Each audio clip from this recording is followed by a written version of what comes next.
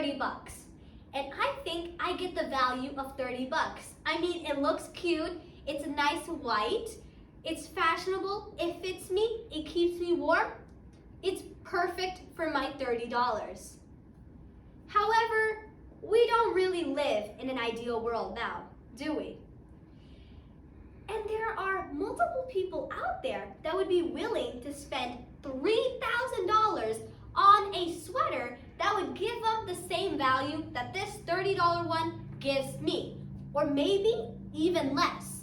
Because since that sweater is so expensive, it might just hang in their closet while that person is waiting for the perfect time to wear it. And that perfect time might only occur once, twice, maybe 3 times a year. Whereas this sweater, I can wear it 3 times a month. And it doesn't just go for sweaters. It goes for many other objects as well.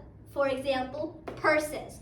People are willing to spend thousands of dollars on purses only to have them hanging in their room, once again, waiting for the perfect time to use it.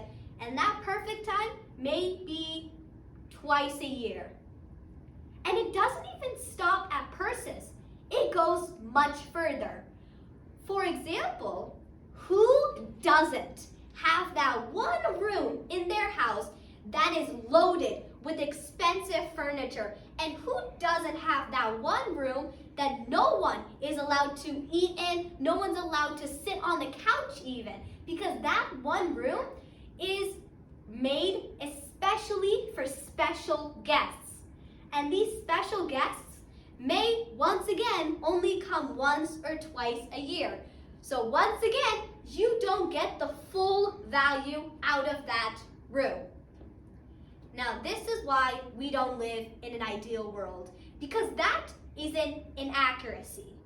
And there are multiple business models built upon to solve this inaccuracy. For example, Airbnb and Uber are built on a sharing model to solve this inaccuracy. For example, Airbnb realized that multiple people buy extravagant houses with a ton of rooms that they don't really go into. So Airbnb's like, why don't you share part of your house to someone else? Let them pay you money so they could live there for a little while. It's easy. You get the value that you spent on that house. Same thing with Uber. Uber realized that there are multiple people out there that have a lot of cars, or they have really expensive cars that they don't really use often. So Uber thought of another sharing model that you can share your car with someone else, drive them around to places they need to get to, and they'll pay you for it so that you get the true value that you paid for out of your car. There are also many other similar business models, just on a smaller scale. For example, you can rent out purses, or you can rent out dresses. Now, this is one side of the valuation system. Let's take a look on the other side of the system as well. There are many objects or items out there that have a lot of value. For example, natural resources like water, my hair, your soul, the sun. They are worth so much value to individuals, yet they have no price value to them. And that's why some people make wrong decisions when it comes to these objects. For example, there are many industries out there who waste gallons of waters just to make a couple bucks. And forget industries. If I was to ask an individual to empty out 5 gallons of water for a few bucks, they would happily do so, because a few bucks is a few bucks, and they don't know the true price value of water.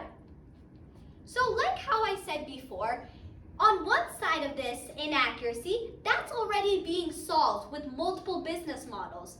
So how do we solve this side of the inaccuracy?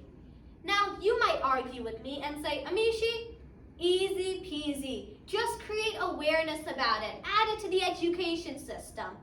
But that seems like the obvious answer. Now, doesn't it?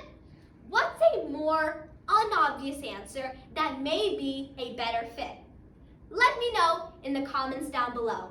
Anyways, thank you so much for watching. See you all next time. Bye!